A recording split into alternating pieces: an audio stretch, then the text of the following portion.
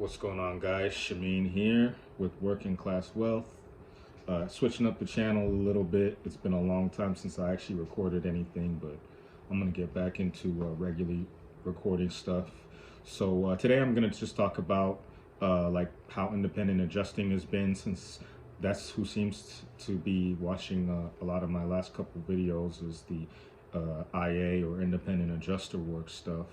So right now I'm actually personally working as a staff adjuster, though I did work a little bit in 2023 as an IA. I worked one storm as an IA, doing auto claims for a hailstorm slash windstorm. But I decided to go staff in the summer because you guys might have noticed that IA gigs and contracts have been drying up a lot lately, especially when it comes to virtual or desk deployments. So I kind of saw the writing on the wall when I saw how hard it was to get on my last deployment, and I decided to go staff.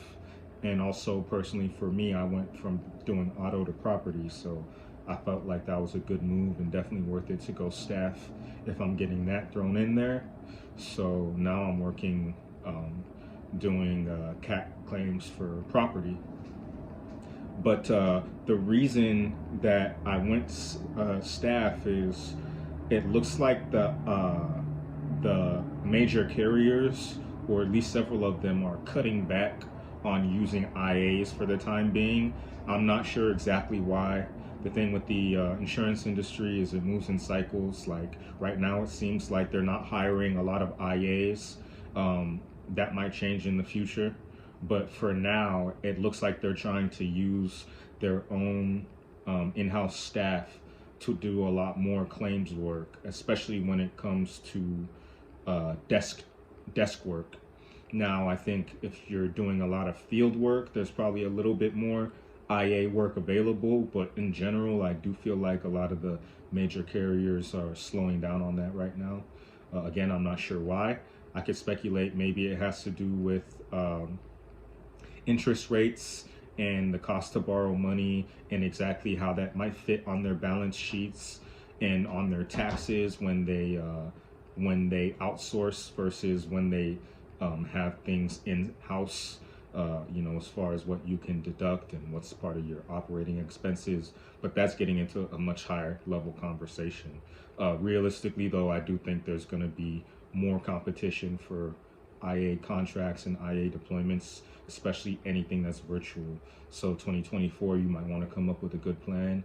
If you've been having trouble finding work, and also it's probably going to be way harder for adjusters without any experience to enter the industry, or adjusters who are less experienced. It's going to be harder for them to get IA work because it's just going to be more competitive overall. They're going to be looking at the resumes that already have experience and licensing and certifications versus a newbie who hasn't handled claims or doesn't know how to sketch or write an estimate or things like that. So that's just my personal thoughts on kind of how I see the industry moving and where I see it going, because, earlier this year I had to renew my licenses, and I was looking for deployments in the summer. Even the deployment I did get, which was well paying, it was a solid deployment, but it was shorter than I wanted it to be. Even that one was tough to get. Like, I had to do a lot of hustling just to get that deployment. So after that, thankfully, I was able to get this staff gig, and staff isn't too bad, to be honest. This is my first time working staff. I've only been an IA. I've done 4 IA deployments with 4 different carriers, and now I'm working staff for another carrier that I haven't worked for before. So I'm getting a nice bit of experience rounding out my resume. And the thing is, for me too, I was a little rusty because I took a break from IA work in 2021, and I was working in tech until earlier in 2023. And that's going to be a whole other video. Maybe I'll make my next video on that, on why I left being an IA to get into tech.